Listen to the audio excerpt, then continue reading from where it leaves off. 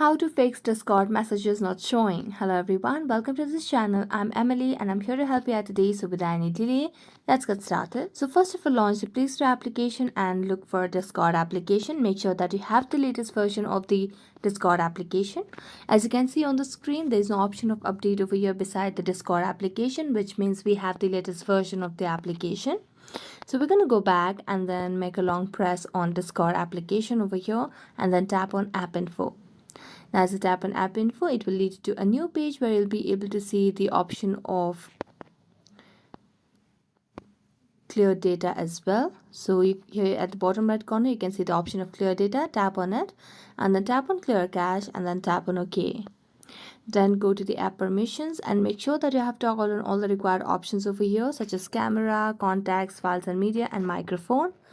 And then go back and then try to launch the Discord application again, and this might solve the issue. So thank you so much for watching this video. See you next time.